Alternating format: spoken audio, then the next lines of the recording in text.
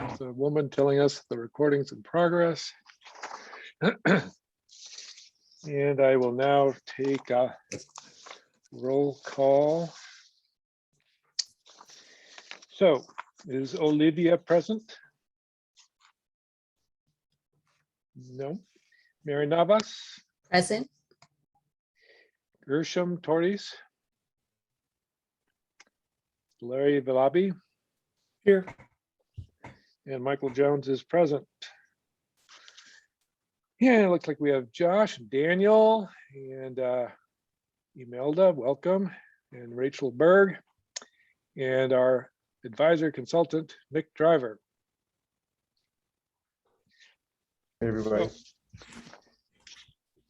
Let's see. I guess before we get to the approval agenda, we have a sports update. Yes, thank you. I was gonna share some photos, but there's no host sharing. But just really quick cross country update. We're getting towards the end of the season. Our next center meet is at Toro Park next Wednesday, October 13th. We're actually gonna go check out Toro Park this week on Friday. We're gonna go to Toro Park to run the race. It's like a common cross country thing that kids get lost in the meets. So trying to prevent that at all costs. So we're gonna go head over there to go run some hills and make sure we see the course on Friday. I've been looking at going through all of the jerseys for the winter sports and making sure that we have enough. I think we need to order some extra different sizes. So we might just order a whole new set for the boys so that they have large enough sizes for the individuals on the team. You'll see in the staffing update, I hired a boys basketball coach. So she's siblings of previous SABA alumni. So she's familiar with SABA, and we're still looking for a girls coach. We had someone back out. So if anyone knows of a girls basketball coach, feel free to give me any other information. Other than that, just trying to get the schedule set down, we have the basketball practice set at Pajaro Valley Middle School in the evenings, and just trying to figure out a more permanent soccer space than the one that they used last year. Whenever it rains, it turns into a huge pond. So trying to find something, if it does rain this winter, hopefully it does, that we're not swimming with the kids that time. So yeah, and that's pretty much my update. Rachel, do you want to just quickly, for some people, introduce what your title is and what your sports is? Yeah. Yeah, absolutely. So I am the director of HR at SABA, and I'm also, owning safety, and I'm the athletic director as well. So currently I'm coaching cross country. That's definitely the main thing that we're doing with practice this week. But yeah, just trying to make sure our athletics program is continuing, and I'm trying to get cross country is hard. 3 miles is a lot. So it's been hard to try to get more students involved. It'd be great if we could have a team. But I think the biggest thing is just really building rapport with students. I have great stories every single day that we have practice. So I think it's really good to kind of see them growing as individuals in this really small, unique team. Yeah, and this week we were talking about goals for the end of the season because it's coming up close, from, some students, one goal was to not walk an entire mile, which is good. And to another student, he wants to break 16 minutes. So we have a lot of different degrees of athleticism, and we're just trying to make sure that everyone's out there and it's, accessible to everyone at SABA. And how many students do you have on the cross country team? Right now I have 7 total. Oh, that's pretty good. Yeah, some of them did not know what they're signing up for. But Well, very good. Thank you for your They're still with report. the team, so that's great. Yeah.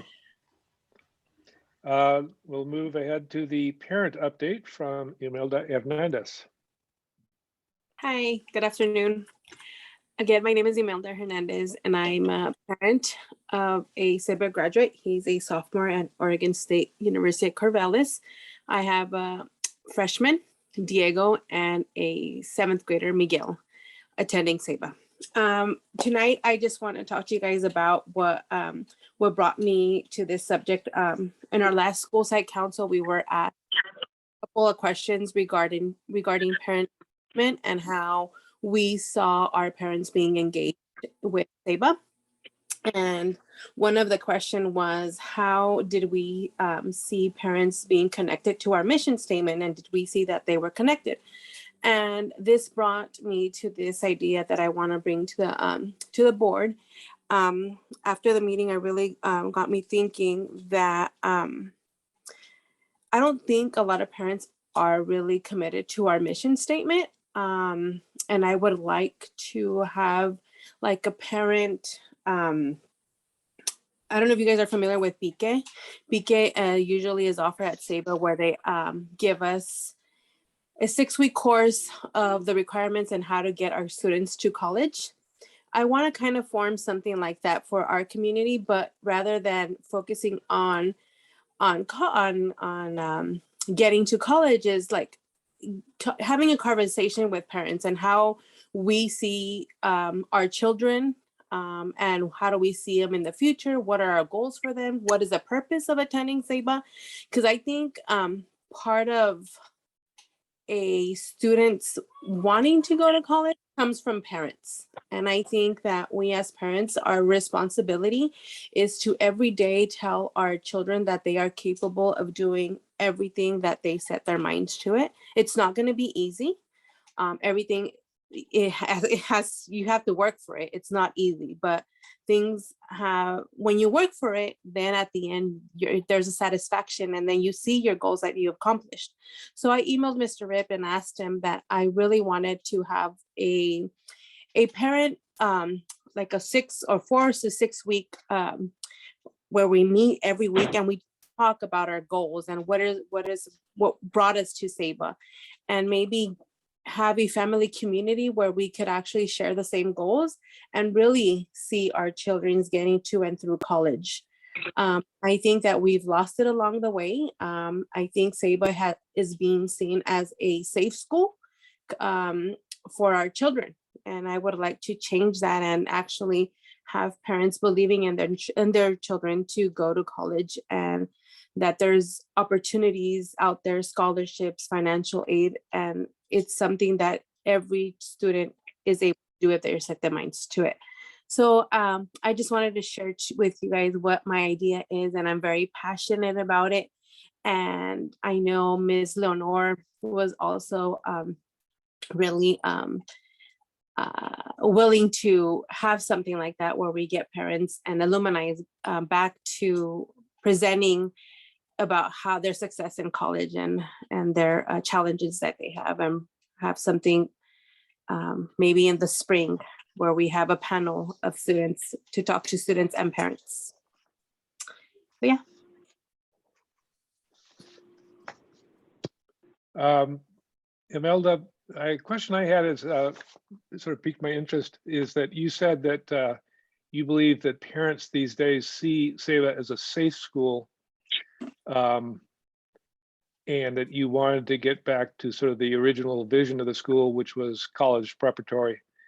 Did I hear you correctly? You did. I do. Because of the fact that with everything going on recently in the schools, where students are getting into fights, where students are following the trends of the social media about TikTok. I don't know if you guys heard about how they're destroying school property. And I think when you talk to your children and focus them in concentrating in education, I don't think there's time to be involved in fights and trying to do your best. So why are I don't know what's going on. Maybe I'm exaggerating, but I feel that maybe there's no communications among students and parents. And that's why we're seeing this in our community. I mean, because CEBA is a really small community where we shouldn't really have these problems. And I mean, we don't have free dress code. We have uniforms, so there's no way of showing off like gangs because there's not opportunity because we have uniforms. So we kind of avoid having cliques, but I feel like I find out a lot of things that happen in school because of my kids. My kids come and tell me, and then I go with Mr. Rip and ask them because they tell me what goes on in school. And recently, my 2 children have told me about the conflicts that there's happening in school, and I do voice my concerns. And I have a couple of nephews that go to SEBA, and the other day my mom told me that my oldest nephew actually told him that he was at SEBA because of my fault.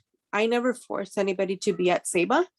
They're not comfortable being at SEBA because SEBA's, but the parents want them to be there because they see that SEBA's something good for them, but the students don't want it. So there's no connection with the students and the school, but that comes from the parents. You talking, you're there because I want you to go to college. This school is going to give you that. And the teachers are awesome. They're always on top of the students. They're always calling parents if somebody's falling behind in assignments.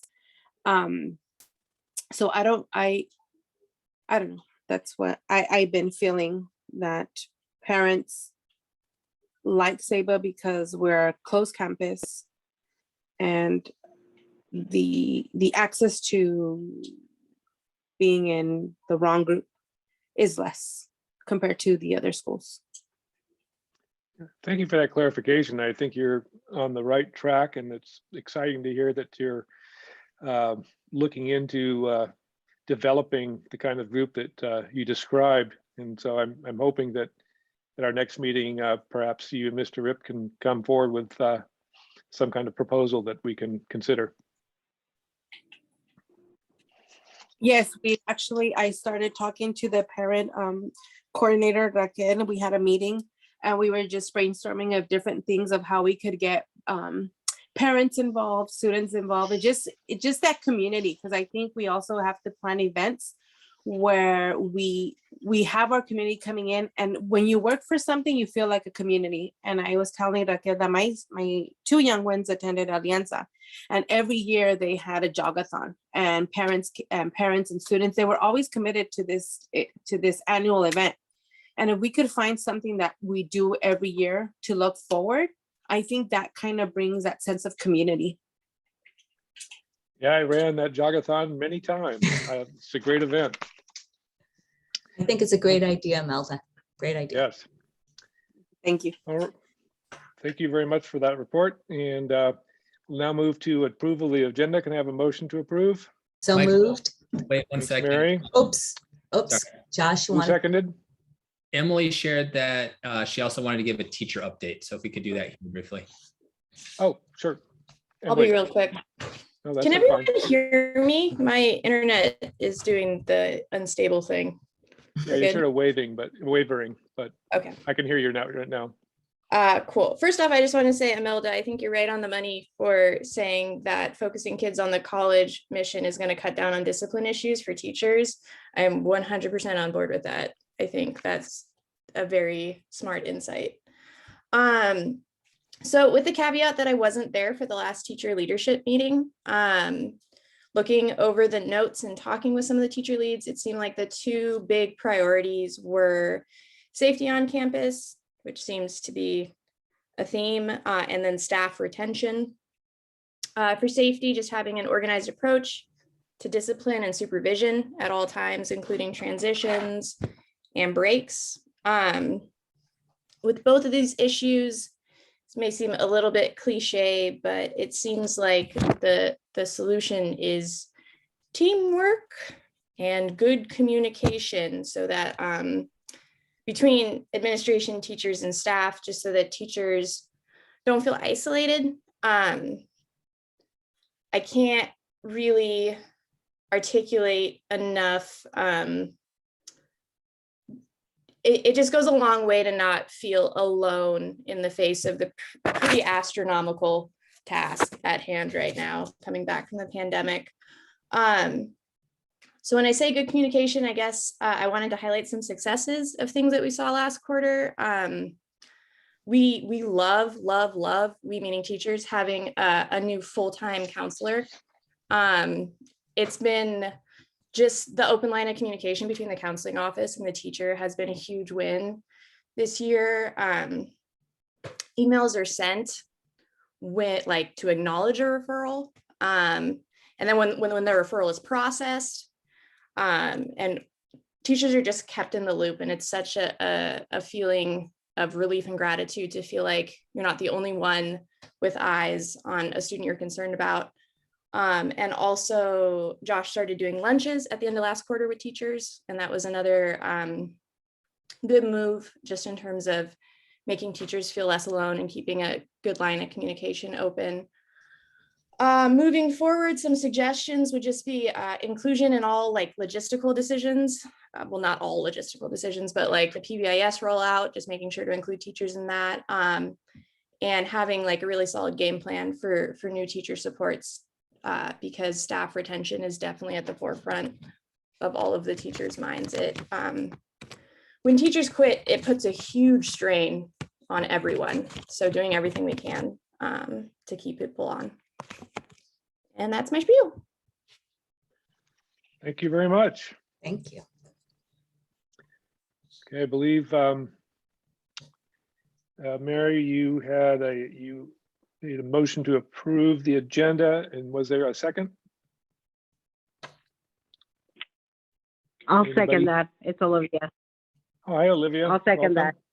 Thank you. Sure. Okay, Michael votes yes on approving the agenda. Olivia, how do you vote? Yes. Mary? Yes, Larry? you're on mute, Larry. But I saw your lips move. I thought I was Yes. reading your lips. You said yes. And Michael Jones votes yes too. Thanks, Larry.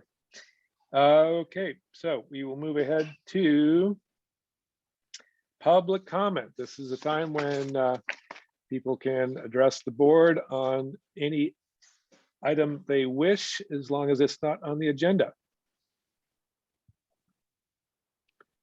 Anybody want to make a comment? Okay, then we will move ahead to reports. And I see that Paul Corey is with us. Welcome, Paul. Take it Thank away. you. Thank you. So this is just a brief update. It's still early in the year. So what we're looking at is the first 2 months of the year, August financials. Typically, what we're always looking for are trends to spot to see if we're tracking according to budget and not. And that tends to take a few months more before we can really identify specifics. First interim, the budget revision is around the corner. So keep that in mind. The next board meeting, we'll probably start discussing that. It will be due December 15th. That said, through August 31st, 17% of the year is completed. You'll notice if we go to the next page, the summary. Do you want to talk briefly about what an actual is? Actuals are the actual financial transactions that have occurred for the first 2 months. Again, and we're comparing them against the full year budget. Typically, we'll look at what percentage of the budget is remaining. And just to make sure that we're tracking along the lines of the budget itself throughout the year. So is an actual something that, say, was purchased and it has been paid for and the transaction is complete at this point? So Not it's not complete. something that's like on 30 days out and we're going to pay it at some point in the future? No, it's not cash. It's committed. So you've either received an invoice with a date 8/31 or prior, or it's been encumbered. So if you get an invoice and you have 30 days to pay, we still book it in the system, and then the cash transaction will be reflected in the cash flow. But the purchase itself, since you've been invoiced, will be reflected in the actuals.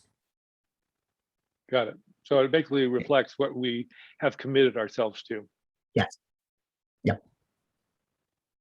So the next page is the summary version, where you'll see on the left column the July budget, the original budget we did and had to approve in June, and then the actual transactions through 8/31, the percentage of the budget that has been expended or used, And at the bottom, you'll see I have a year-to-date number that 17% of the year has passed. So we tend to look at those percentages just to give it an eyeball to see if we're on track. Don't worry about books and supplies being at 30%. Curriculum and technology is typically front-loaded because you need it before you open the doors for school. So we totally expect that. When you look at salaries and benefits, those should track evenly with the year, and that will tell you that the budget was done in accordance with, and the hiring was done in accordance with the budget. And so far, that's all spot on.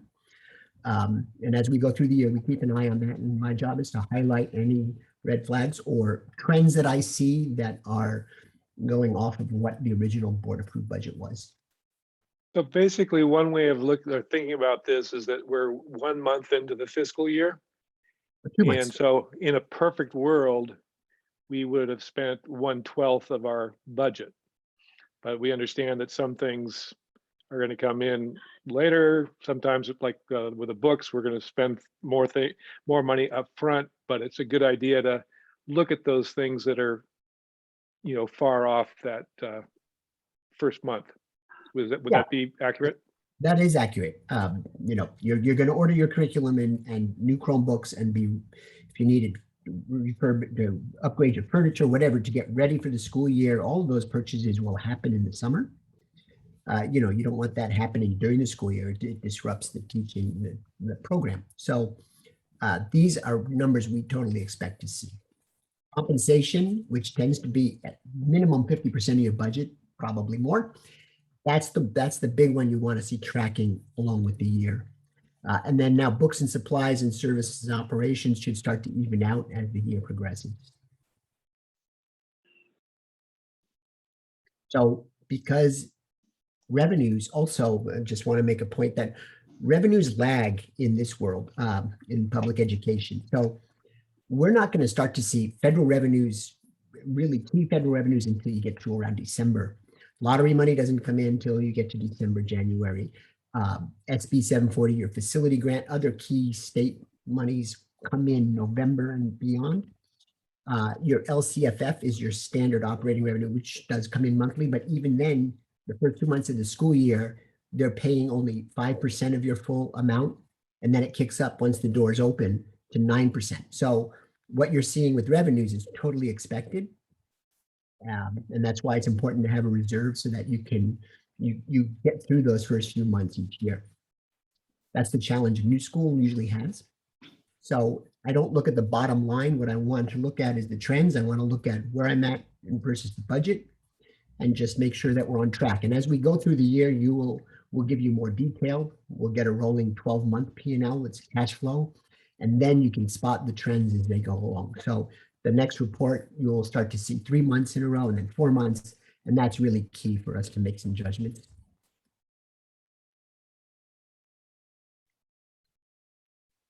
Last thing I'd like to point out is at August 31, the last page is your balance sheet, which has your cash and what you own versus what you owe. And we have $2,459,000 in cash on hand, which equates to 107 days of cash. So we take your budgeted annual expenditures, divide them by 365 to get your average daily expenditure. You take your cash number, divide it by that, and that's how many days of cash you have on hand. And that's a key figure too. 107 days of cash on hand is a particularly strong number. The other thing you can look at is your reserves and your fund balance, and that as well indicates that the school can weather downturns. The school is very strong. What was the first number you mentioned? I thought you said 2.9 million. 2,559,459. So if we scroll up there, so cash in banks, 2,459,786. That was your cash balance on August 31. Oh, there it is. Okay. And you're still owed 1.9 million from the state for prior year revenues from 2021. And those we should start to see significant decrease in September and October. During the pandemic, I noticed the state has been a bit slower than they typically are, probably for staffing reasons and a whole variety of other things. Great.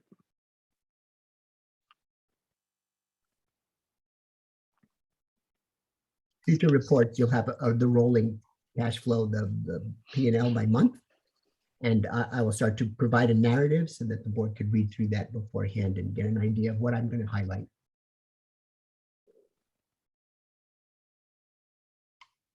Very good. Any other questions for Paul? Nope, I'm good. Thank you, Paul. Thank you. Thanks, Paul. Thank you. Thank you, Paul. And we will now go on to Daniel's operations report. Great. So the first thing I have is just a general update on our attendance and enrollment. Let me share my screen.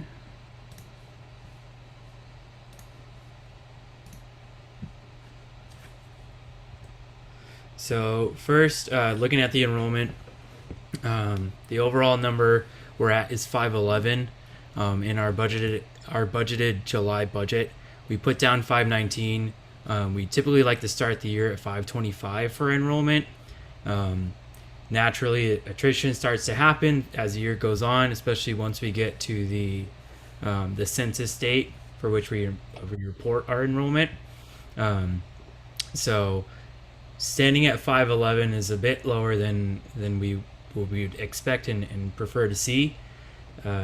So we will be looking at options to fill some seats in the next week before we start our second quarter. Right here I have just a general update of the 12 students that we've lost this year. 6th grader moved out of state. 8th grade we had 5 students, 4 moved out of the county, 1 is attending county school. 9th grade we had 3 students, 1 is attending county school, another one moved out of county. 10th grade, 1 student moved out of the state. 11th grade, another student moved out of the state, and another student moved out of the county. But as I said earlier, we're looking at filling some seats, and we're going to meet as a team this week to see to prioritize where that makes the most sense. On the attendance side, I have our preliminary ADA numbers for the first 2 attendance months. They don't look as we expected for our budget purposes. Our budget we set as 499.7. That's about 95% based on the 519 budgeted enrollment number. So I put an asterisk here because this is without counting up all our independent study work for students that have been out. So due to illnesses and COVID related symptoms, we've had a large number of students that have been out for many reasons throughout the first 2 months. But looking at both these numbers and averaging them out to around 483 for the first 2 months, we're right between 94 and 95% based on the enrollment that we have today.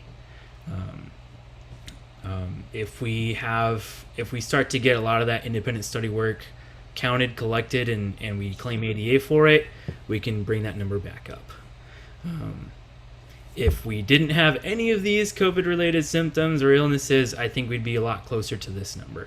So we're tracking pretty well there, and we're going to do what we can to recover that short-term independent study work. Does anybody have any questions for enrollment or attendance? I do, Daniel. What about your waiting list? Do you have a large waiting list so that some of those can backfill the 12 that you are down? I can't speak to the length of the waiting list. I know in the middle school we typically have a good number. So that's naturally one of the first places we'll look, but it really depends on our seat counts and again, the waiting list. But we'll be taking a look at that this week. Okay, thank you. I had a question, Daniel. Is 94%, is that a good number or a bad number? Typically on a conservative level, we aim for about 95%, but historically we've seen our attendance be anywhere from 96 to 97%, which 1% doesn't sound like too much, but that for us, that's five, almost 6 students. So that's a pretty big hit financially with ADA.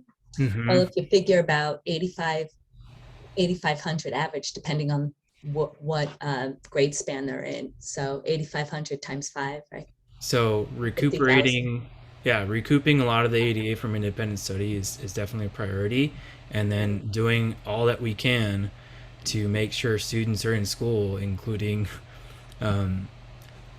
promoting students to get vaccinated so that they're not having to quarantine. Right. But If I could interject here, just to kind of re-answer that question too. I think the attendance, looking at that, 95% with everything that's going on is good. And I think the reason we see that ADA overall number lower than the 499 that we projected is because our enrollment right now is only at 511. And if we just are able to maintain 95 throughout the remainder of the school year, but push our enrollment back up to 525, we'll be back into a place that we originally budgeted. So I think, yeah, the 1%, it is important. Definitely don't want to dismiss that. But I also think with everything going on, we should celebrate that we're not at like 90 or 85%. And I really do think that the enrollment number is going to be the key in making sure that we meet our budgeted ADA. Just speaking from a teacher perspective with the independent study, I think I had probably 9 kids out on independent study, and I actually collected work from like 3 of them. So just from like a teacher perspective, getting that ADA funding back from independent study, like I felt pretty ineffective in doing that. And I don't really know what the solution is when you have that number of kids out. Do you see that return as typical for your colleagues? Oh yeah. Yeah. We all really struggled to collect independent study work from the kids.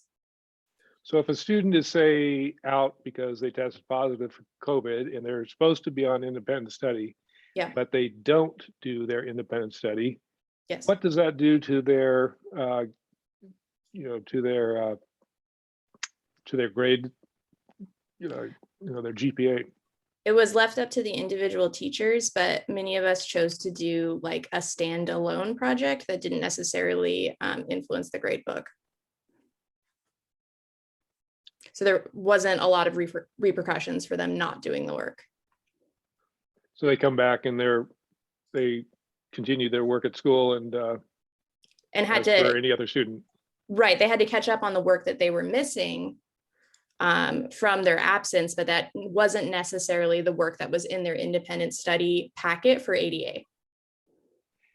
And why would a teacher choose to do that rather than saying, hold the student responsible, saying, you're not getting a grade until you turn in your independent study?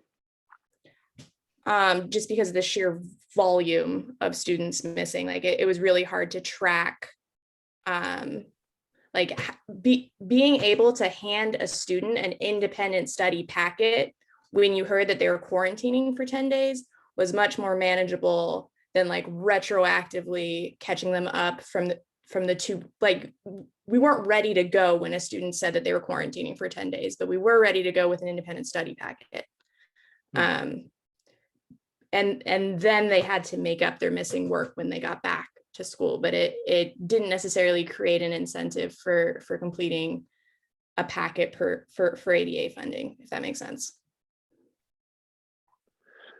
I can understand how if you have 10 students out and you're trying to do independent study with all of them and run your classes at school, that creates sort of a very difficult and challenging, if not impossible, situation. So I get that, but I'm wondering what the answer is, since ADA is the bread and butter of making things work. Is there a better way of doing it, or? I've been struggling with that as well, to be honest. I don't know if it's fully communicated to the teachers the financial impact of not following up on the independent study. So I think that's part of it. Also, like maybe having support staff, support teachers in like following up with parents and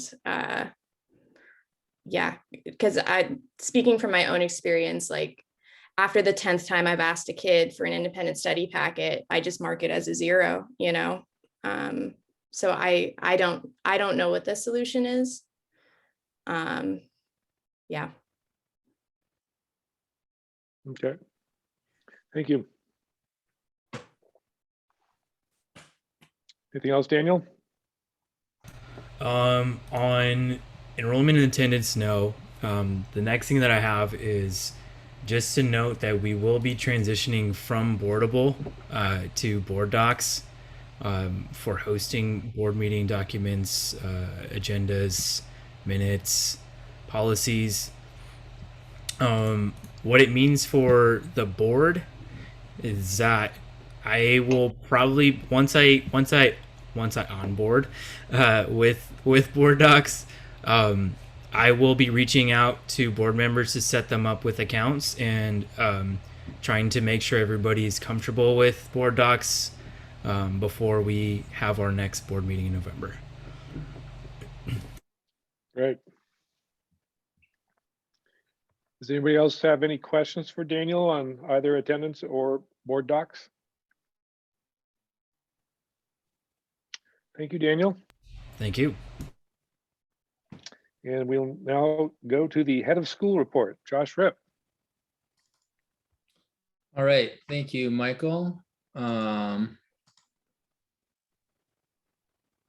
This loaded. Okay, here we go. So head of school report. I am going to be reporting on 4 items today. I think each one of these items, except for org goals, was mentioned earlier. So it's nice that we're all thinking about the same things, but I'll be reporting out on safety and security, methods of independent study delivery, the WASC update, and organizational goals. At any time while I'm speaking, feel free to interrupt me if you have any questions or comments. So safety and security, what are we doing to make sure that SEBA is safe and secure? So I've got a few slides about this. First, when students and staff are in class, they can email assist@sebaprep.org for immediate adult assistance. We also have key card access to all classrooms and offices. So the key card is usually on someone's lanyard around their neck, and then they can key into the classroom. In common areas, we have break time monitoring completed by staff, teachers, admin, classified staff. Same with lunches. Students are designated to be in specific locations where there is monitoring going on. And we also have a campus supervisor who is always keeping track of where students are and what they're up to when they're not in the classrooms. And then reporting, should an incident occur, we have a few different ways of talking about that. So one is this application called Stop It, and it was used a few times in Q1, and it's an anonymous reporting system. You can report it out on Snapchat or really anything that you're seeing. And the beauty of it is we definitely have a little bit of a quote snitch culture where people are hesitant to share what they know about because they don't want to be seen as a snitch by their friends. So the beauty of Stop It is that the report will remain anonymous. We also have a email filter called Securely that picks up emails and then we'll flag them, and then we'll admin and counselors will be notified should there be something, a bullying action or a student's in stress or crisis, so we can follow up with that student in a timely manner. And then of course, outside of Stop It and the Securely email filtering, we also have just, plain old direct student and teacher contacts. So just communicate with your teacher directly or an admin directly should you have any concerns. And then finally, we have a uniform complaint procedure in our reporting. So these are kind of like just the base level of what we're doing to make sure that SEBA is safe and secure. Moving on to quote the next level. So we have some Watsonville Police Department trainings. We're just trying to book a day, but the K-9 unit, we're not sure if this is going to come through the Watsonville Police Department or through the Santa Cruz County Sheriff, but we do know that they would be willing to bring their K-9 unit on, and some schools are looking at that, and SEBA is exploring that as an option. And then also having a gang awareness training for staff. So that is something else that we're exploring is Watsonville Police Department trainings. And then in addition to that, we have a nonviolent crisis intervention group, and that's a team of people who respond to students who are in crisis. And basically the nonviolent crisis intervention, I've gone to probably close to 10 of these by now, basically go over procedures to de-escalate a crisis situation and mitigate the impact on people and the environment. So say a student is really escalated, the nonviolent crisis intervention program gives staff members tactics to de-escalate them through verbal communication. Everyone kind of remembers it because there are holds that can be used should the situation call for it, but 90% of the training is based on just nonviolent talking to the student and trying to de-escalate the situation. Then we have a camera system. So we currently have a camera system, and we're going to hear about this later at the board meeting, but there is a Verkada rep. Verkada is the name of the camera company who will be installing cameras later on, and that rep will be on the board meeting today. So that's kind of the next level of safety and security priorities that we have. And then finally, all of these things are really important. So training, responding as quickly as possible when teachers need it. I really appreciate Emily's point about not wanting to feel alone. And I think, we do the best we can, but I think that's an area we can definitely improve, is to make sure that teachers never feel alone when they're in difficult situations. But underlying all of this is really this culture. And so what we really want, and I put PBIS here, and it sounds like, oh, what does PBIS have to do with safety and security? But it actually really has a lot to do with it. So PBIS stands for Positive Behaviors, Interventions, and Supports. And the basic idea is that you want to incentivize positive behavior rather than trying to play whack-a-mole and try and, detention or suspend your way out of all the bad behaviors. So we're going to be rolling out a PBIS system in Q2. We're going to use this 5-star app to make this happen. We went to a training on Monday, yesterday, that went over how the app works, and we're already plugged into it using Clever. But basically, it's going to be able to award students points based on the positive behavior that they're exhibiting. Points will be given out for SABA values, so creativity, effort, integrity, benevolence, and assertiveness. But also we'll talk about as a teacher team, like, all right, what other behaviors do we want to see regularly? And let's get that into the system so that can be awarded points. And so over time, if we are effective and achieve our objective of making SABA's PBIS system alive at SABA, hopefully more trust will be built. And then we can all feel like, hey, we all have respect and pride for our school. We all care about one another. And so the things about feeling unsafe, bathroom damage, what have you, starts to dissipate because the culture's been built up. And so I think this is going to be really a big priority for us going forward in Q2 and beyond. And I think what I've heard from lots of teachers is that they're really excited about this. Some were frustrated that this wasn't rolled out sooner, but we're here now ready to do that. And so that is kind of, to me, the biggest lever in what we can do to make sure everyone feels safe. Any questions about safety and security? Teachers are excited about the 5-star app, or? About PBIS. Okay, because this is the first I'm hearing about the 5-star app. Is it something that teachers are going to be using? Yeah, 5-star app we've talked about at like the teacher lunches. We talked about that at it's something everybody's going to be using. It'll be a training when we come back to begin Q2. Okay. Josh, looking at the, we're now, a little bit into the new school year, post being out of school due to the pandemic. And then there was what was going on at the school prior to the pandemic in terms of student behavior or misbehavior or tension.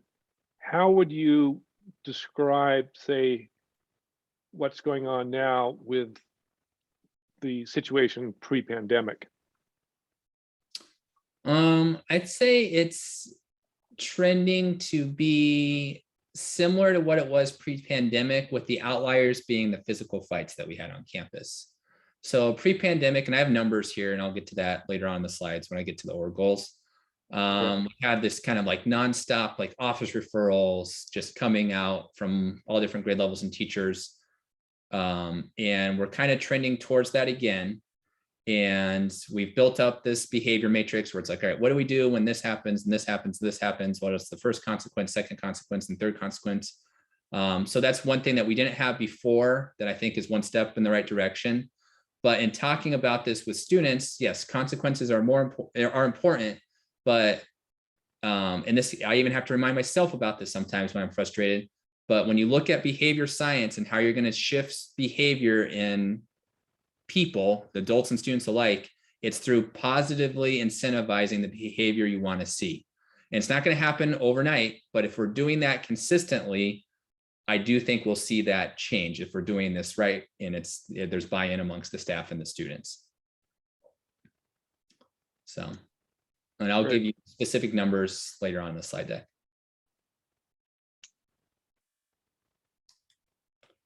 Okay, next up, independent study process. So this was brought up earlier a few times, but basically I just want to go over the timeline for this. So the student is asked to isolate or quarantine. Once that happened, the student is marked as absent in Synergy for the entire length of that quarantine so that the teachers and staff know, like if they happen to show up, it's like, oh, you need to go to the office because you're still on quarantine until that's over. So it's kind of a safety protocol. Once the student's notified of that, the parent needs to come in and sign the independent study paperwork. There's a few agreements that they'll need to sign agreeing to be on this short-term independent study. Once that's completed, the student's going to receive their work. The work can be printed out via hard copy. It can be in an email or in Schoology as well. And so there's every teacher has a little bit different process for how they're completing independent study. I'm going to talk about that in just a moment. The student completes, if the student completes 4 hours worth of assignments per day, then we recuperate that average daily attendance or that daily attendance for that particular student for that day. And then the student would receive credit for the work and the state would receive the ADA. So Josh, I have a quick question. Yes. So students that do go on to independent study due to quarantining, are they marked differently in your Synergy system so that if you ever had to say how many kids or just have to put a number to it so that you can get a percentage, is that being done? Yes, and we'll get to that in just a second. So the way that this plan was presented to staff at the beginning of the school year is they could kind of choose one of three options, teachers. A one-time plan, a by-unit plan, or a real-time plan. So one-time plan, what that looks like is teachers identify work of what students can be doing during this independent time study period that will work anytime during the school year. So this works really well for some subject areas. For other subject areas, maybe say math, it doesn't work as well because you've kind of got to be on this kind of process. But maybe like a class like art, they can do this independent art project, or maybe they don't have to be in front of the teacher every day, complete that, and then that will suffice for their time off. So that was one type or one approach to independent study that teachers could take. Another one was a by unit plan. So the by unit plan, there's typically 8 units throughout the school year, 2 per quarter. And then the teachers know that, okay, I'm teaching these standards and I'm trying to stress these skills and this content during this unit. And if somebody were to go out at any time during this unit, the students can complete this work. And that makes the learning feel more in conjunction with what's happening in the classroom, albeit maybe not the exact same work that's in the classroom. Because too often the work that's happening in the classroom, you have to be there and be part, interacting in the class to know what to do for that particular work. So that was the second option. And then a third option was just the real-time work. So the students follow Schoology and continue to turn in assignments just as if they were at school, and then the teacher reaches out, or the student and the teacher interact with one another should there be questions that come up. So teachers were able to choose one of these, and then we have a big spreadsheet where we've got all the grade levels and all the teachers. And then if somebody goes out in a particular grade level, we just pull off the IS plans for each of the subject areas in that grade level and let the student know, or the parent know, what they'll need to do during independent study. So I think Emily highlighted some real struggles with getting students to complete work with independent study. Another thing that happened too was we had 7 paraprofessionals to begin the school year, and then with teachers being either resigning or being out for a variety of reasons, they've needed to substitute more than we probably originally anticipated. And so they're not as available to check in with the students who are on independent study regularly. That does happen, but not as often as what we originally envisioned for supporting those students who are having to isolate or quarantine at home. And then finally, our number right now, as of quarter 1, 111 students went on independent study, which is 22% of the student body. And so we can see just the sheer number of students who had to go out for quarantine, well, for independent study. And a small percentage of it, it's not always quarantine or isolation. Sometimes, not a lot, probably less than 10 students took a trip or did something else that required a short-term independent study. So that's 111 students minus, say, so that's like 100 students that have gone in independent study because they're quarantining? Correct. Wow. So it's important to know, like, okay, when do you quarantine and when do you isolate? You quarantine should there be a positive COVID case on campus and you were a direct contact, meaning you were less than 6 feet away from that person for greater than 15 minutes. You also need to quarantine if you are not vaccinated. So that is a few students, and that happened and they had to go out. But the big bulk of this is you need to isolate if you show any COVID-like symptom. And a COVID-like symptom is virtually any sick symptom. Sore throat, nausea, headache, what have you. That might be a COVID-like symptom. And when that happens, it's like, okay, then you need to go out on isolation, which is 10 days, unless you take some tests in between that, before you can come back to school. And that's for everybody that reports as being sick with a COVID-like symptom. Can they take a test to shorten that time? They can, but it can't be an antigen test. It has to be a PCR test. And so getting those tests to the students as soon as possible. At the beginning of the school year, we were able to just do the antigen test. And if they tested negative with antigen, which is like a 15-minute turnaround, then they could be back in class. But now with the changing requirement that it must be a PCR test to support that antigen test, just no on an antigen is insufficient. And so they have to get a PCR test. We have Inspire testing on our campus Mondays and Thursdays from 9 to 11. And then there's also sites around the city that they can do that. And if they do get that negative COVID test, then they can come back to school.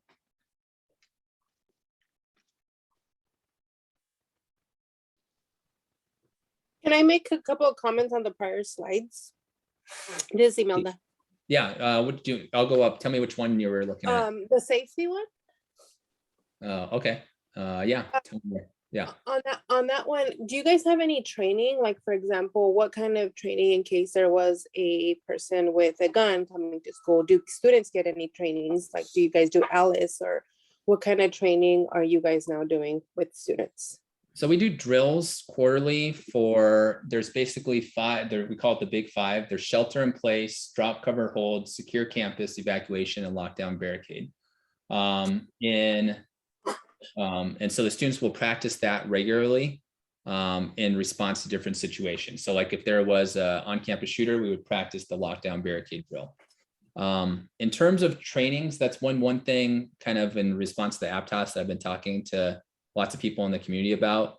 But one struggle is that there's not a like cohesive, everybody speaks the same language in terms of drills, and we want to get to that point. And so there was a safety meeting a couple of weeks ago for the educational leaders in the county that I was on. And that was one of the goals, was to actually get to a point where we're all using, like I said, here's Big 5, this is what we do at SABA. They all appreciated that, but then some people had different ideas of what the best trainings would be. So it's definitely on the radar, and we do practice the drills regularly at SABA, but I think we could do more in terms of training. I want to echo that as a teacher. I know I have brought up that I would like to be trained in how to handle a physical altercation, not even like to break it up, but just how you're supposed to react, what you're supposed to do, how to de-escalate the situation. I haven't had a formal training on that in years. And I think it would be a good time for a refresher. Is the Watsonville Police Department, is that going to be for teachers? Likely, yes. I don't have any of the specific details yet, but we'll get there soon. Cool. Thank you. Thank you. And my second was regarding the PBIS. I think a lot of the behavioral situations, I understand that you guys have the students 8 hours a day, 5 days a week, but I think there needs to be a communication with parents because we need to see each other as that we're working as a team together. We cannot leave as parents all the responsibility to teachers to educate our kids to be better people behavior-wise. I think it's our as parents' responsibility to teach our students, to show them teachers respect. And I think that there needs to be communication with parents, what is expected at school, and hold us responsible as parents. I think you guys try to take care of a lot of things when we need to really talk to parents and get that, basically like the I can't find the word that I'm trying to use, but a commitment with each other and with the students where we're working together for the same purpose, because whatever you guys try to do at school, it's not going to work if they're not getting it at home. It first starts, I can't hold you responsible for my son's behavior if I'm not giving him consequences at home. So I think we have to work together with teachers, parents, and students to bring these behavior problems down, because I think you guys are, as teachers, are trying to solve all the problems, but are missing the one important key, which is the parents. We need to be held responsible as well, because I can't blame you for something that my son does at school. It's my responsibility, ultimately my responsibility as a parent, because I failed as a parent to teach them the right thing. I just feel that you guys need to communicate more with parents and hold us responsible. Thanks. So we have a new MTSS director who is, I guess there's kind of like, when we think about communication, there's just general communication, like we have our weekly newsletters that go out every Monday about what's going on at Saban and all the classes. But then like if an incident should occur, we definitely bring parents in and let them know. And I think the tricky part with this is we can't bring in other people, a disciplinary incident, especially the consequences is a private incident, and we can't share that publicly with others. That's always a frustration amongst people. But I've definitely seen, without a doubt, a significant uptick in the number of parents who have been on campus regularly in response to disciplinary incidents occurring. What about sharing this new PBIS with the parents and just letting them know what's going to be going on in school? How are these kids going to be rewarded? And maybe create some incentives as parents with our students, like, talk to them and to be better citizens of a community and school. Yeah, absolutely. So there is a parent access to the 5 stars. So you'll be able to see how your student's doing in terms of getting their points and like what they're doing to earn those points. So definitely parents will be in the know about this once we get it rolled out. And we definitely have plans to roll it out at the start of Q2, and really it's just a debate about, is it the first week or the second week, and how much additional teacher input we need to get before we have our big assembly to roll it out. But we've got a lot of plans, and we'll share those out as the Q2 begins. And is it for 6 through 12, or is it just for middle school? 6 through 12. And then when you talk about points, do you mean that those points are going to be in exchange with something? Correct. That they could purchase, or like at the student store? Yep. Okay. Because I know before they used to have it, but it died down. It just stopped working. Because I know they used to have, when they were at the old building, they would do like shout outs. They would have a like a banner in the, like when you went in the hallways and people would just do shout outs with students' name and what they did, right? And just people could read them along the way, like in the hallways, you could do a shout out and just share what that student did or how did they show the SEBA values. Right. And maybe at the end, put them into a drawing that could be a separate kind of incentive for them at the end of the month, or I don't Yeah. know. No, that's part of the whole plan, definitely. And definitely want to shout out students. We do the shout outs on Schoology, even Q1. We had people working on that, and students could give out shout outs to each other for helping each other out, that type of thing. But in terms of with the 5-star rollout, we've already purchased a lot of kind of items that students will be able to exchange their points for: water bottles, school supplies, stickers, soccer balls, etc. And then we're just going to kind of move up. Food will be a big one from there. So I'm really excited about it. And I think it's, if it's done right and we've got buy-in amongst all the different stakeholder groups, this could really be a benefit to SEBA. Thank you, Mr. Rip. Okay, going back to, next item is WASC. So here we go, WASC. WASC stands for Western Association of Schools and Colleges, and they grant accreditation to schools and colleges. And SEBA had a 6-year accreditation that expires in June of this year, and therefore we need to be re-accredited. And the process begins with the self-study. I submitted the self-study to our visiting committee last night. And I'm in communication with the chair. We were emailing each other today.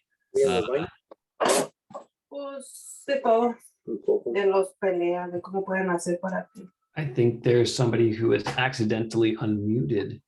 Please double check your microphones. Okay. So the WASC self-study, basically it consisted of 5 chapters and appendices. So there's a progress report, a student community profile, self-study findings, which was the bulk of our kind of focus groups in Q1, a summary of the major student learning needs that we found from the student self-study findings, school-wide action plan, and then appendices. And this is definitely a truncated version. The final report was, I think, 170 pages. So there is a lot of information contained in the WASC. So the way SEBA approached this was we wanted to give everybody an opportunity to provide input. So we had grade level groups of teachers meeting on August 13th and August 30th and September 13th, and they looked at school culture and environment as well as learning and teaching. So these are criteria from that self-study. And so each grade level was able to provide input, and then we looked at that input and put that into our WASC self-study. Department level groups looked at curriculum on September 20th. And the way the self-study works is there are a number of prompts that they'll ask about curriculum or learning and teaching or school culture. And so the teachers in groups were able to look at those questions and then provide responses to each of them, and then also support that with evidence. Counselors met and support for students' personal, social, emotional, and academic growth. And there's a lot of overlapping here. So like counselors also looked at school culture and environment, and but the kind of main focuses is what I was trying to emphasize here.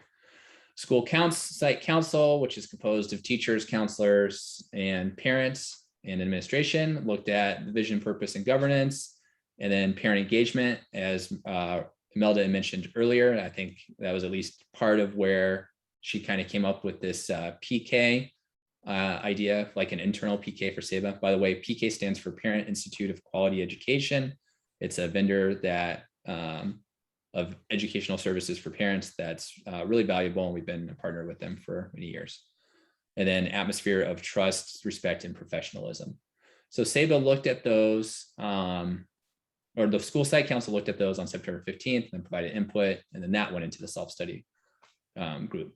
And then student input was ongoing throughout Q1 in the different admin offices, and we would look at school culture, academics, athletics, learning and teaching, what's going well, what needs to improve, and their input was also taken into this self-study.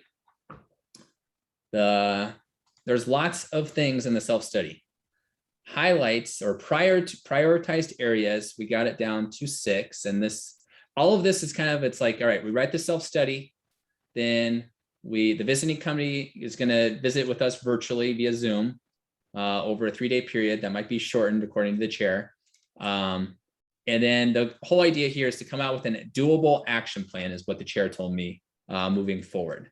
And so these 6 items are highlighted in our current self-study, but then that might change once the WASC committee visits us and listens to all the different stakeholder groups throughout those 3 days. So the first one is to continue the implementation of instructional materials across subject areas, including this consistent use of summative assessments. 2 is to increase student agency through the implementation of student congress and encourage students to develop more independence in their academics and extracurriculars as they progress through SEBA's 7-year program. This idea of student agency is really powerful. It's been something that we've talked about a lot over this intersession. Our MTSS director, Sandra Gutierrez, has a lot of deep knowledge about this, and I think it really is something that we can leverage to improve our school culture, again, if we're approaching it the right way, just kind of like PBIS, and they're interrelated. Improve school culture through more extracurricular activities and clubs. I'll go over some numbers here in a few minutes. The implementation of PBIS and a positive reward system, and the more student voice and decisions and programs that are adopted by the school.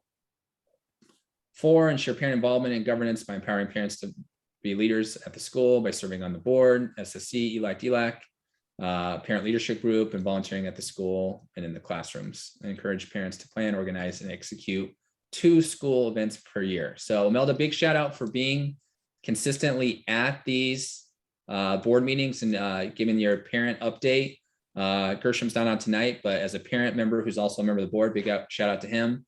And then your idea about having an event or 2 like the Jogathon at Alianza, that was also captured here. So we really want to work towards having, we'll probably start off with 1 event. All right, can we do 1 event and make it special where parents are, maybe not planning all of it, but the bulk of it, and we make it special for all the participants. 5, determine additional focus on data analysis through structured data talks and deep data dives. The focus of data analysis should always be on improving student attendance, behavior, and academics. So that's kind of another, we're just scratching the surface of what that could do in terms of supporting student achievement. And I think there's a lot of work we can do there. And then finally, through integration between the disciplines, SABLE will strengthen the connection between teachers and content. SABLE will work with teachers to develop cross-curricular projects with the development of a common rubric and practice for common grading. So these were our self-student identified student learning needs. Oops, that's a typo. Self-study student identified learning needs. Any questions about the WASP process?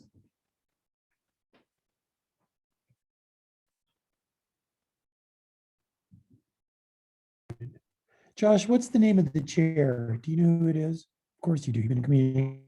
Yes. Second, he's a former superintendent. He's actually, give me 1 second.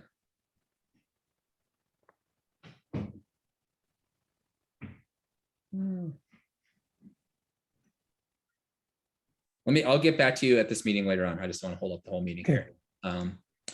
Okay. Final, and I know I've been speaking here for a while. Last part, and we'll make this quick. It's 1 slide. All right. So we have our SABA strategic org goals. So those cover the gamut of every aspect of the school. We talked about this at our retreat that happened a few weeks ago. And now we want to report out on different aspects of it. The one part of it that felt the most pertinent for this October meeting was school culture. And so I wanted to kind of highlight some things here. In our organizational goals, we said we wanted to shoot for 90% average daily attendance. We hit that. We're at 94, like Daniel shared earlier, but that's at 511 students. So it's kind of like a hit and miss. Yes, we have 90% of students. We're getting that number, but we're also not getting it because we're not at that 525 enrollment. So we kind of need to, we do need to improve there from a budgetary standpoint, but I am proud of having 94% ADA. We wanted to establish a baseline of percentage of students feeling safe and supported. So in the Healthy Kids survey last spring, we had 4% of students feeling unsafe. So it's kind of a Likert scale for that. And only 4% said that they felt unsafe. And only 12% said that they didn't have a trusted relationship at SEBA. It gets murky because then it's like, all right, you kind of do, or you really have a trusted relationship, or you feel secure, or you feel very secure at the other end of that Likert scale. So trying to parcel that out was difficult on the other end. So I went with just reporting out who didn't feel safe or who didn't feel like they had a trusted adult relationship.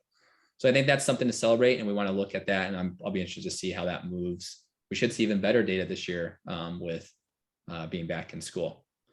Discipline. So Michael, you asked a question earlier about how does it compare to pre-pandemic discipline. So we had 51 office referrals Q1. That would be down from previous years, but we also had 749 minor incidents that were reported. And there was a transition to making office referrals more serious incidents and minor incidents. And so I think it's kind of comparing apples and oranges if we were to look at it compared to previous years. I feel like minor incidents are used more regularly this year than in previous years, and office referrals are used less regularly. But that's the numbers through Q1, and then we'll give updates at the turn of each quarter after Q2, Q3, and Q4. 35% of students participating in extracurricular activities, enrichment, athletics, and academic support offerings. So we definitely didn't hit that. Only 19% of our students are participating in extracurriculars. Rachel Berg shared earlier, 7 students are in cross country. We have 27 students in associated student body, 20 students in MECHA, 23 students in swimming, which is great. We swim on Tuesdays and Thursdays, and they've been consistent. That's actually our biggest group for swimming ever. So that's really been great. I walked them over there. I've not gone in this swim with them yet, but I will. So it's been fun to see that. And then finally, Fast 40. We're only averaging 45 students per day in Fast 40 across the whole school. So 511 students. We had a single day high of 114 students staying after school. So that's down from where we'd like to be. And that Fast 40 number is a mix of both clubs and academic intervention. So if you're hosting a club in your classroom, we're keeping attendance on a sign-in sheet there. If you're hosting an academic intervention, the same. So it's listed in our WASC as something we need to work on. It's listed here as us not meeting that goal. So that's something we definitely want to lean into to begin Q2 and really get that number up. And then finally, 100% of teachers receive coaching and evaluation. I put that as teachers did receive an in-person meeting with the evaluator. Walkthroughs are ongoing. I can't say with certainty that every teacher received a walkthrough prior to the end of Q1, but that will definitely be a priority in Q2. So that is an update on the SEBA org goals. Any questions or comments?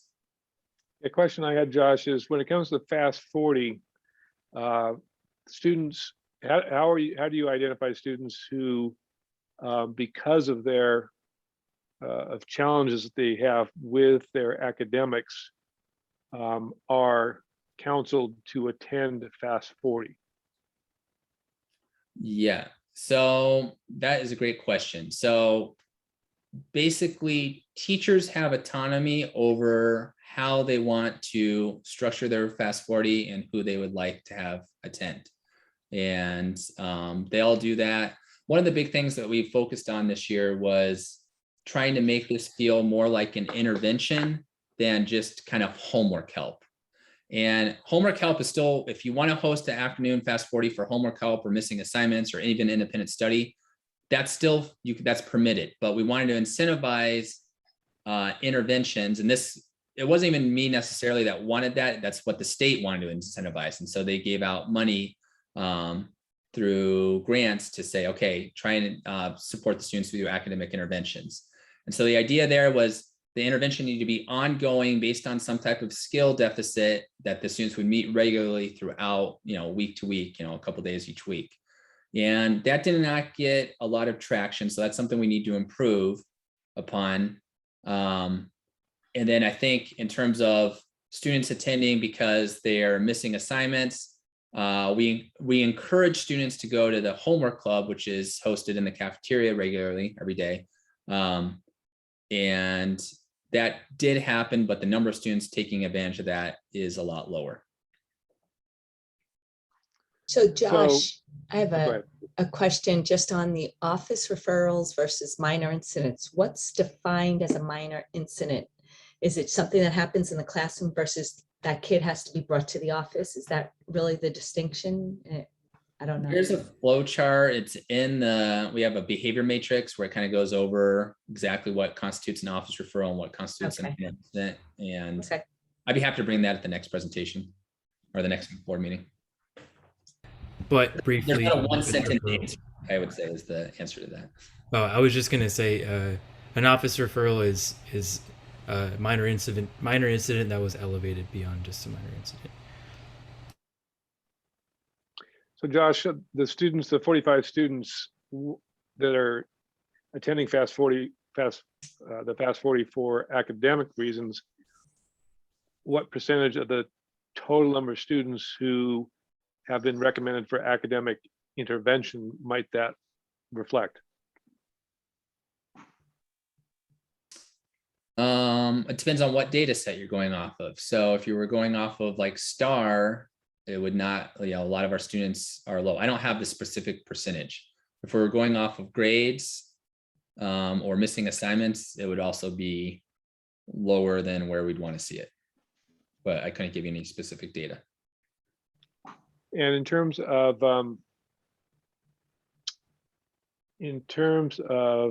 missed assignments, is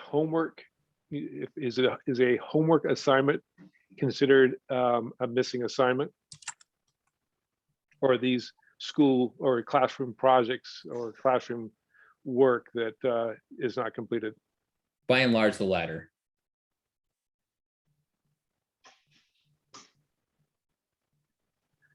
What is the school's philosophy when it comes to homework? Is homework considered something that has to be made up, or is a student judged on or evaluated on their success in their performance on whatever instruments the teacher's using to measure their mastery of the content? Homework gets clumped in with classwork in the grade book. And then teachers' homework policies, it varies by grade level and subject area. A few teachers do assign homework regularly. I would say most teachers do not. And, I think it varies on like who you're talking to in terms of what the expectation is for homework. But there is not one unified expectation for homework across all the grade levels or teachers. Okay, thanks. Mhm. Could I just comment really quickly on the 100% of teachers receive coaching and evaluation? Are we considering this a goal met or? No, so it's like you can't, well, there's green, gray, and pink. So it's like red, green. So I would say that is an area that we did not meet or we didn't fail to meet it. So I put it as gray, kind of like the office referral. So I think we can improve there. Okay, I would agree with that. I just wanted to highlight, it says all teachers received in-person meeting with evaluator. That means all teachers met with their coach once in a 10-week period, right? At least. Okay, my impression is that for a lot of teachers, it was only one time. And that level of support, especially for new teachers, is something that I really think we should prioritize going into the next quarter. And I fully understand that a big part of that is that our coaches are administrators, and with the staff retention problem, our administrators were really stretched to the limits in terms of their workload, and like coaching wasn't necessarily something that was able, just meeting having those coaching meetings wasn't something that was always able to happen just because, admin was putting out fires, so to say. And I personally would really like to see coaching prioritized for next quarter, especially for new teachers, because I think it would go a long way for new teachers. Yeah, I think you're right, Emily, and I appreciate that point. On Monday, the 11th, when teachers come back, all afternoon, it's going to be one-on-one check-ins with your coach evaluator. That's great. Thank you. Uh-huh. Josh, does Sabus participate in the new teacher project? They do, or we do. So all new teachers have a new teacher program Mentor, person they're working with. correct.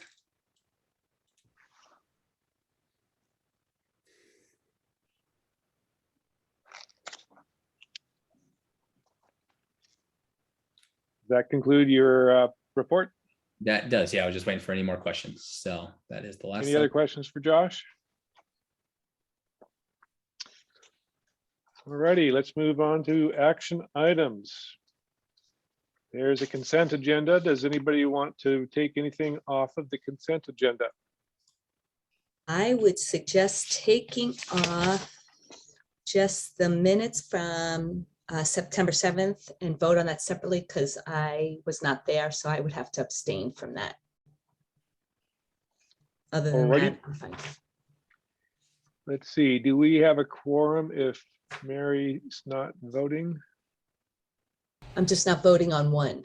I believe we had Olivia. Hello, everybody. I'm here. There's- I'm late, Grisham's here. but I'm here.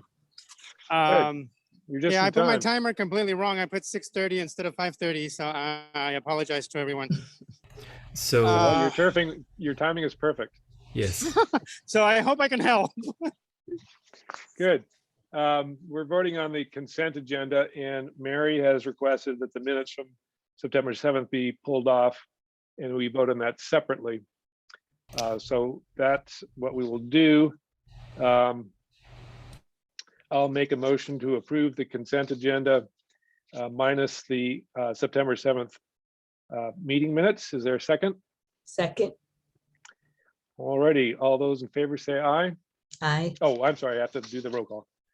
Let me get to that page. Let's see, Olivia, how do you vote?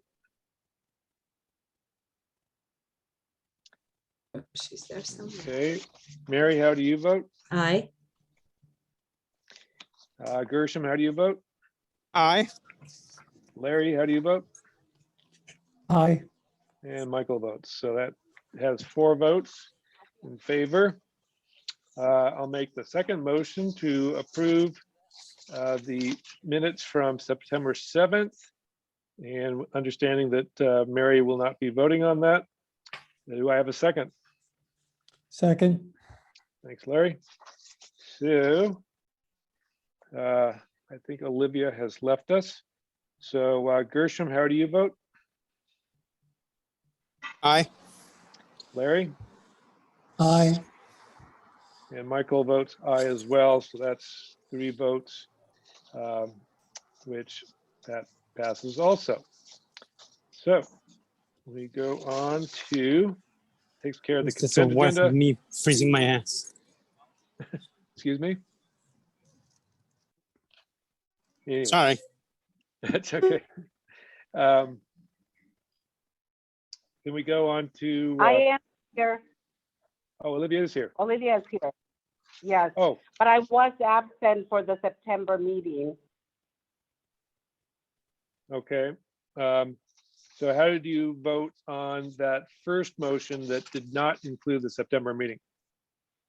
Oh, I said aye. Okay, great. Thank you. So Olivia and Mary did not vote on the motion that had to do with the September 7th minutes. All right. So we will go on to the ESSER 3 expenditure plan. And Paul Curry will tell us about that.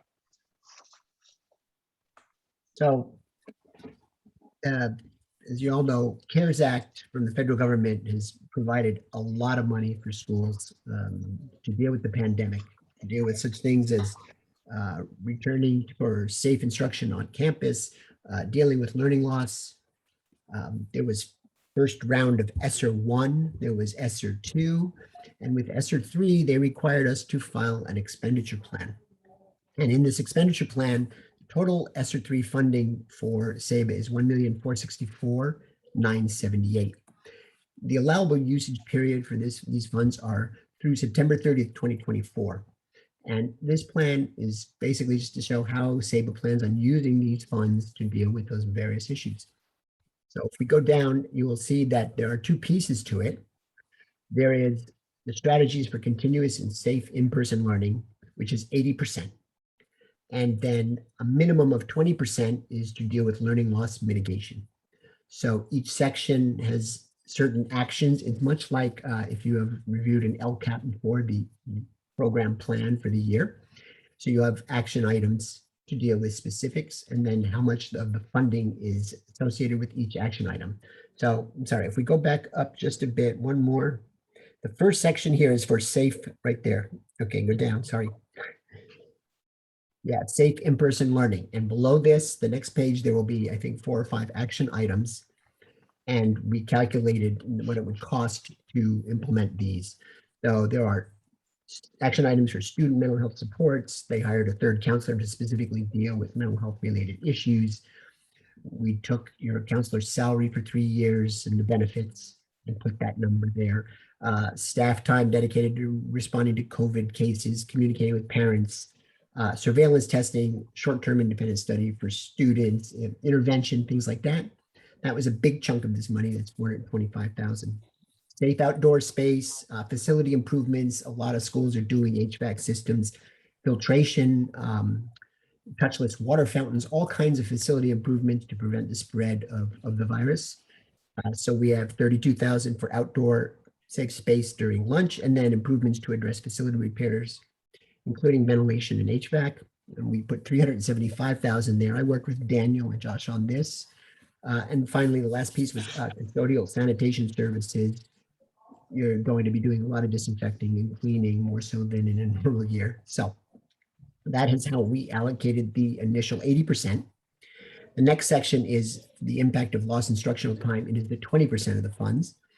And here we have expanded learning opportunities. There's going to be interventions after school, fall and summer breaks for credit recovery, the course tools, the curriculum related to credit recovery materials, supplemental materials, technology, all of those types of things will be in these following sections, and we calculated what the general plan is and these costs. Now, of course, over the next 2 years, 3 years, things can change. You might shift some dollars from here to there. That is totally okay. I think what they're looking for is to know that you've thought it out and that you have a general plan on how to use these funds, because they are a significant chunk of money.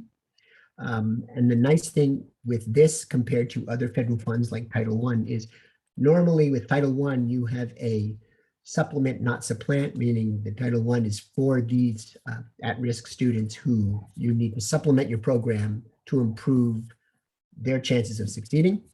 Whereas with ESSER, they did away with supplement and supplant. So you can put salaries and things that are harder to put in other federal programs in here, because a lot of Josh's and Daniel's time is dealing with the pandemic. So they're allowing you to use these funds in your normal operating expenditures where allowable.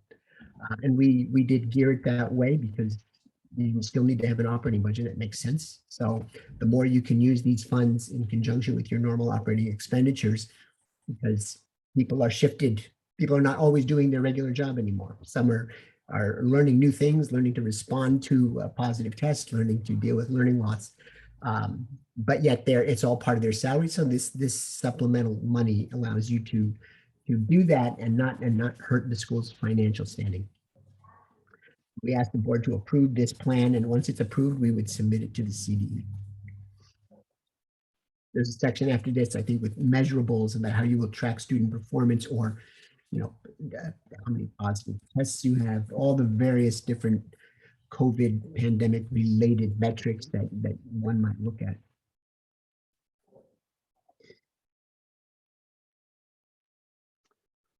All right.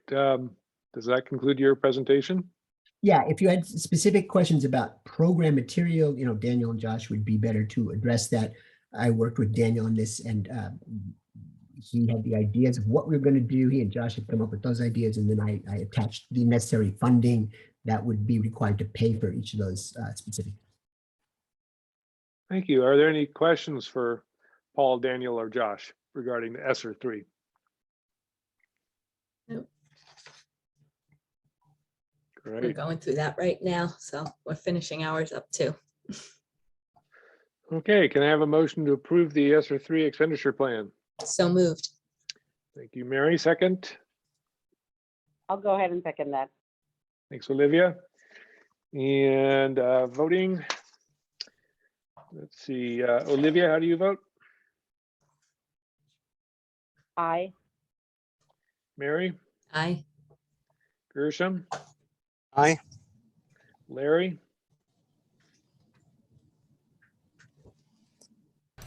Larry, I think you might have frozen when you said aye. Thank you. Aye, okay, and Michael says aye as well, so motion passes. Let's move ahead to, Thank you, Paul. thank you, Paul. You. Moving ahead now to the Verkada camera purchase. James Silva.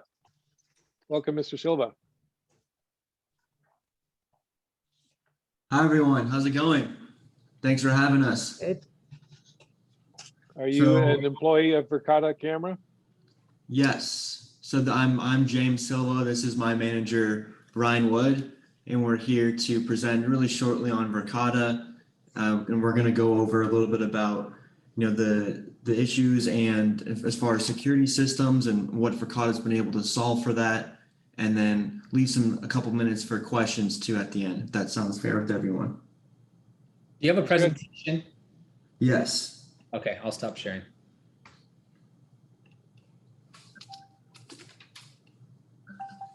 Cool. Click present. Yeah, so as I mentioned, I've been working with Mike and Daniel for the past 4 to 5 months on the recent issues of their current system that we have. And number one was just like the cloud strategy. Like everyone today is moving to the cloud, right? Our phones, computers, the way we access photos, right? And we want to make sure that SEBA is also moving toward that direction, cutting edge cloud. And the same with cameras too. That's the direction that cameras are going. And also just analytics, right? We understand there are analytics in place, but they're not as necessarily as easy to use or manage, like searching through people and vehicles. It takes a long time, right? 30 minutes an hour. And then along with that, there's not as many proactive alerts to keep students safe, right? And then also just the unpredictable costs with NVRs and DVRs that come with a traditional camera system, right? And those are all things that Verkada is moving to eliminate or improve. Right, with cloud, we have the hybrid cloud technology, which is the most cutting edge, newest technology for cameras, right? There's no more NVRs or DVRs. You can plug these in anywhere you have an Ethernet cable and internet connection, and you're able to access these cameras anywhere you are on your phone, your computer, your laptop, and be able to easily use that. I guarantee anyone in this room could use a Verkada system and learn it within 30 minutes. Right? I'm not a tech savvy person myself, and I was able to pick it up quickly, but that's just because how easy it is to use. Right? And what that means is it's like, let's say there's a student on site or maybe a person that shouldn't be on campus. You can set a person of interest alert, get that and be able to share it in real time, and even share an entire school floor plan with first responders, right? And be able to do a COVID contact tracing and others. Those are actually some things that you were talking about in the meeting today. And those are things that Verkada can solve. All of that you're able to do over a 10-year plan, right? Everything with Verkada we've been able to do is put it all up front, fixed. So we get 10 years of free software updates like Bluetooth access, like face searching, people searching, and also a 10-year warranty on all the hardware and a 1 a.m. to 5 p.m. Support team that's there, right? So in case there's an issue, we solve that 95% of the time remotely. And we're able to do that again at a 10-year for a whole decade, and being able to have an easy use system, right, that's easy to share, and the most cutting edge hybrid cloud technology. And these are some customer references that are just local, in the central, like Santa Cruz, Watsonville area. But we're in about 20% of the schools in California today.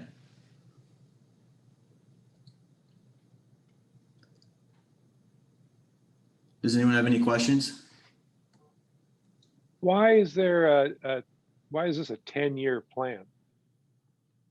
That's a great question. We see from our conversations with Mike and Daniel, right, with cameras, it's being able to have it all up front and then not have to worry about it again. So does this mean, let's say you install this set of cameras and, 2 years down the road, there's a new version of the camera, a new camera technology that we decide is indispensable and we must have it. Is that considered an update? So your question is, if like there's a newer technology out there, would that be considered an update, you're saying, for like over that 10-year span?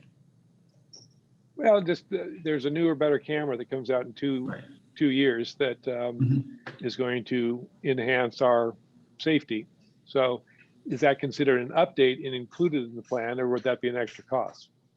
So we're talking about the hardware of the camera.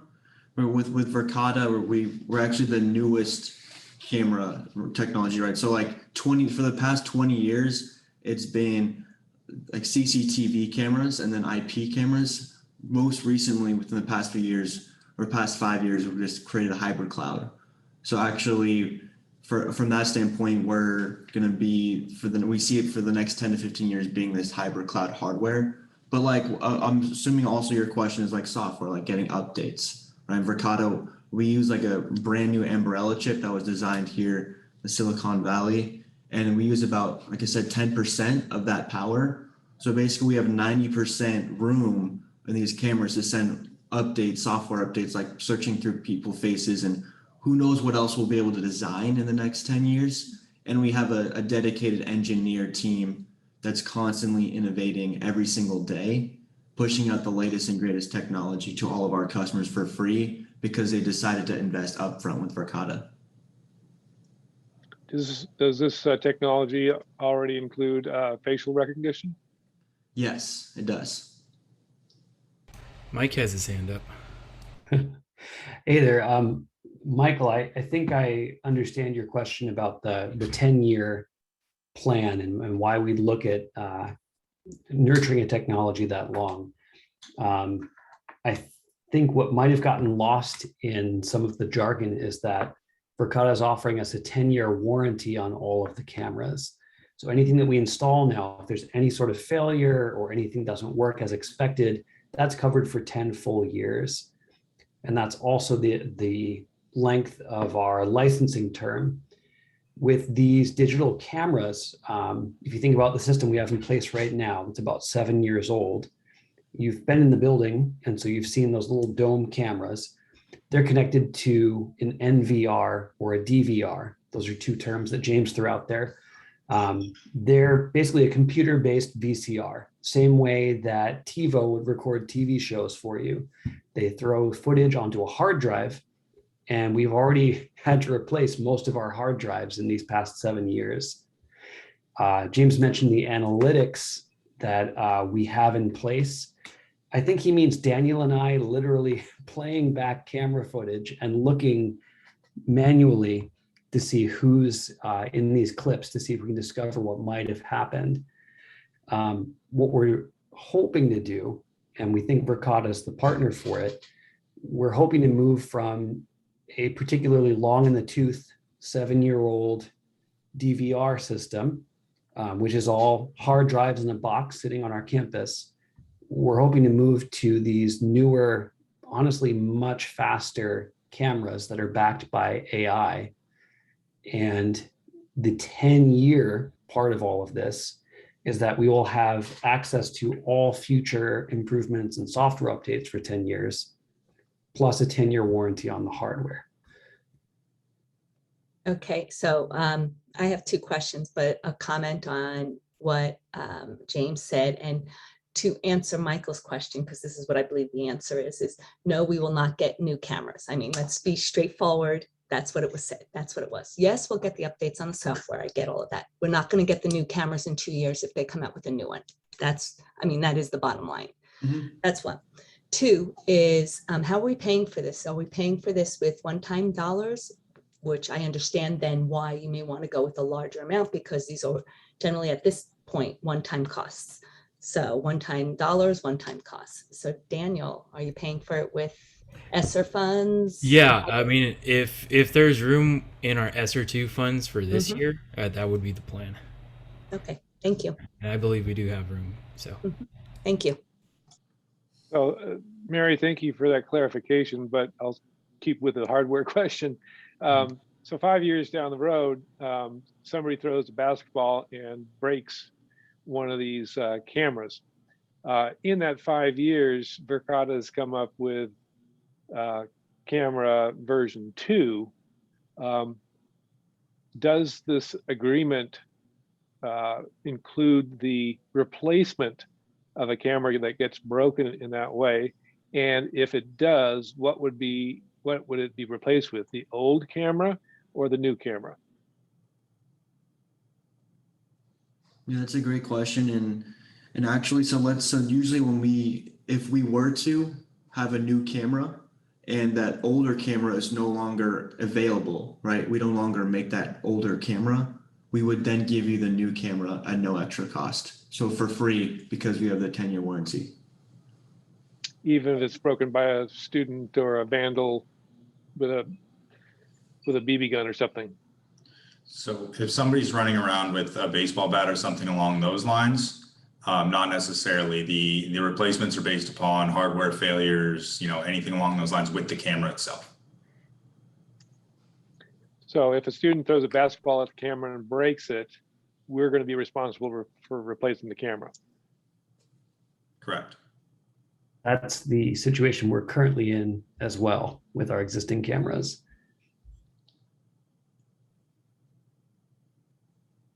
Any other questions for Verkada? Yes. So I'm sorry, I don't know if you guys mentioned, how long has this new technology been around? Hybrid cloud specifically, or Verkada? Verkada and whatever cameras you're using, which I'm guessing you somewhere along the lines you mentioned, well, this is pretty much all new technology. There's only these two options, IP cameras or the CTV cameras. So I'm guessing these are different than those type of cameras? Correct. So hybrid cloud was basically the happy medium between an on-premise solution and then a fully cloud system, right? It maintains a good bandwidth friendly, marker. So as you guys, expand this system, you're looking at multiple cameras. It's not necessarily soaking up the entirety of the network. So the technology is relatively new there. Okay. To double back, sorry, I forgot half the question was regarding Verkada. Verkada was founded in 2016. Okay. And then, so now since it's going to be iCloud based, and how much is going to be the storage, and how many days back is it going to be able to go if needed? The cameras that we're looking at for Save are 30 days of storage. So it's 24/7 recording on board the camera. 24/7 for 30? Yes. Yep. Okay. All right. That's at 24 frames per second. Okay. And the resolution, is it pretty much like an HD type of camera? We offer standard definition, high definition. It's like 5 megapixels. Okay. All right. Thank you. Any other questions for the gentleman from Verkada? Okay, can I have a motion to? Well, Michael, I have one more. If they talk about the cabling and that kind of stuff, so will your company be putting in the cabling and all that other stuff as well? Because the dollar amounts are there. Are you guys doing that piece as well? So Verkada, we're the manufacturer of the hardware and software. We try to use partners that do install, right, and that do that and done that for a long time. Our partner that I chose, they're called Development Group, DGI, and they do a lot of work for Santa Cruz City Schools and the Santa Cruz County Office of Education. So I thought that they'll be doing the install.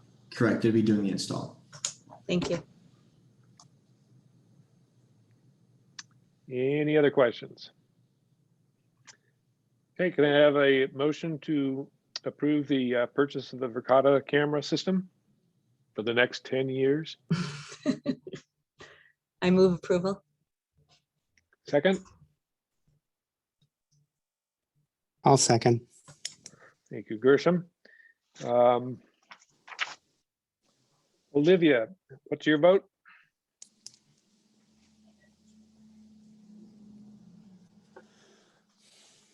Maybe she'll turn, see what happens with her. Mary, what's your vote? Aye. Gershom, your vote? Aye. Larry? Aye. Michael votes aye. Olivia, are you back with us? Okay, that's for a vote. Motion passes. Thank you, Verkada. Appreciate the time. Yeah, thank you very much. Thanks for having us. All right, moving ahead to the overnight field trip approval, senior trip, California Adventure in May 13 and 14. Jackie Alcala, are you here? Hi, yes, I am. So Cool. as activities director, I submitted this request. The original date on there is listed as Friday, May 13th, but I actually received a phone call from from Disneyland today, and that date is no longer available, even though our class is fairly small. So Josh, if you have the request in front of you, if you don't mind switching that over to Saturday, May 21st. Okay. I have the paper version with me. I'll make that note.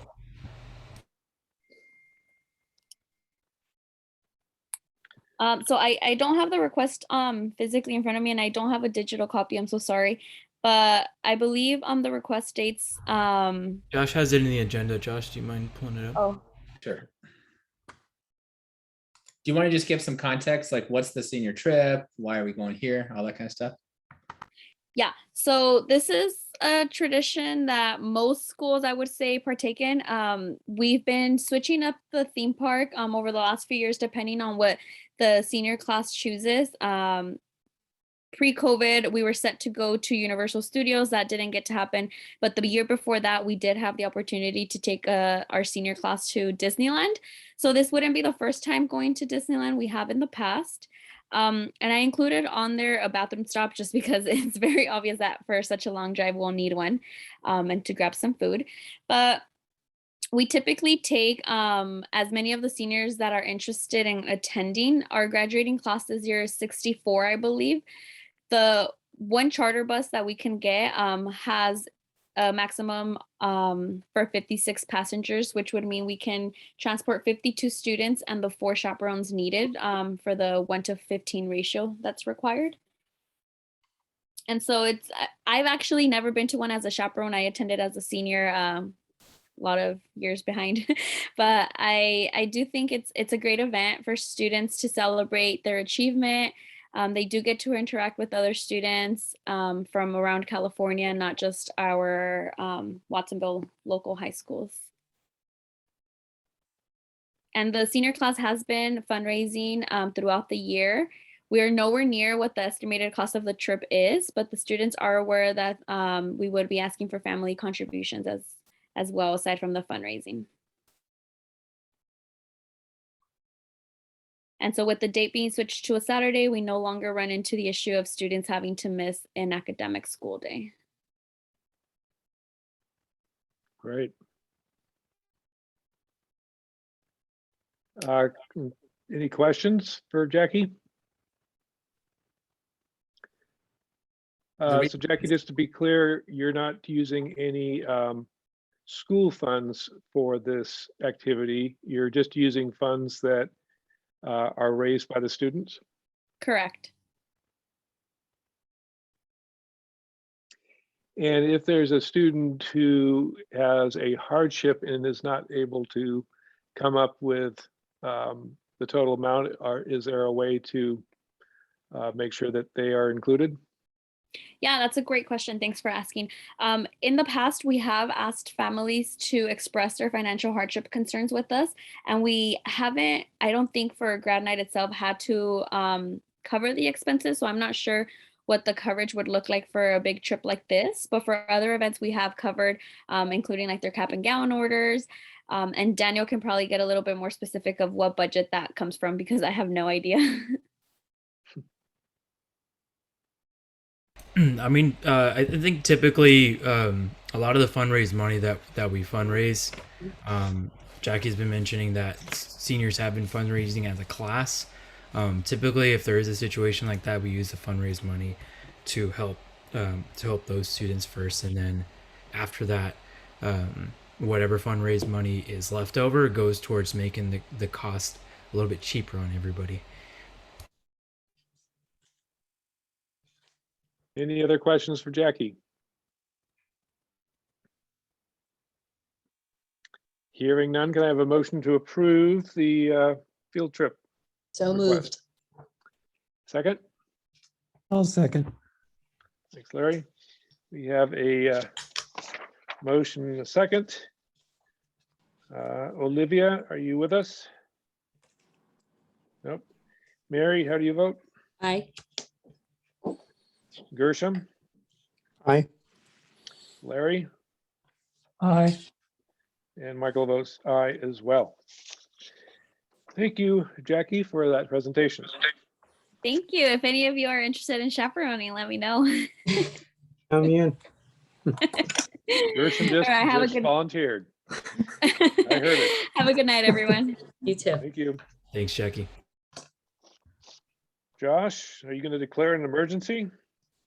Yes, so next item, AB 361 requires boards to monthly declare an emergency to continue to host their board meetings virtually. We did this at the end of last month, in September. And the purpose of this declaration today is to permit us to host our November meeting virtually. Any questions for Josh? Just did this a couple days ago, so. Is there a motion to approve the emergency declaration? So moved. Thank you. Second? Second. Olivia, I don't see you. Mary, how do you vote? Aye. Gershom? Aye. Larry? Aye. And Michael votes aye as well. Thank you, Josh. And Josh, you're up for our last item, which is the COVID vaccination policy. All right, so the policy I'm putting forward is that all students and staff must either be vaccinated or receive weekly COVID testing through Inspire. Some districts around the state, and I assume some charters as well, have moved forward with such a policy. And I think it's makes a lot of sense for SEBA to do that. One, the obvious one, to just keep everybody as safe as possible. Two, when we do have a COVID positive person on campus and there's an exposure, if as many people as possible are vaccinated, that cuts down on the number of students or staff that need to quarantine. Three, if somebody's really against being vaccinated, it's not requiring them to get vaccinated. They'll just have to do a weekly COVID test through Inspire. So according to Ferris, we would be the first school in the Santa Cruz County to issue such a policy. But then yesterday, I learned that this really isn't that novel anymore because, and I put this in the agenda late, California as a state is going to become the first state to require COVID vaccination for students 7 through 12 first, and then 6. So it'll go in there just like TDAP would be required. And the specifics are still being worked out, but the state is also trending in this direction. So I feel like this is a policy that will promote safety at SEBA and is in line with what the state is wanting to do. Josh, does the state allow the testing option? Mhm. Yeah. Any questions for Josh on the vaccination policy? All righty. Can I have a motion to approve? So moved. Thanks, Mary. And a second? I'll second. Thanks, Larry. I don't think Olivia's with us anymore. Mary, how do you vote? Aye. Gershom, Aye. Larry, Aye. and Michael votes aye as well. Policy approved. Are there any items for the next agenda that people would like to suggest? Hearing none, the only one that I have that I heard from earlier in the meeting was a proposal from I don't know if it's directly from School Site Council, but Ms. Hernandez mentioned that she was going to work with Mr. Rip and Ms. Humphrey to bring a proposal about parent engagement. Is that an appropriate timeline, Ms. Hernandez or Josh, for the next meeting? I think we could definitely have a very concrete plan that we could bring to the board. Great. Sounds good. Okay. That will conclude the meeting. And can I have a motion to adjourn? So moved. Second? Second. And Mary, how do you vote? Aye. Gershom, Aye. Larry, Aye. Michael votes aye as well. Thank you very much. Everybody you. have a nice rest of the evening, what's left of it. You as well. Take care. Thank you. Have a good night, everyone.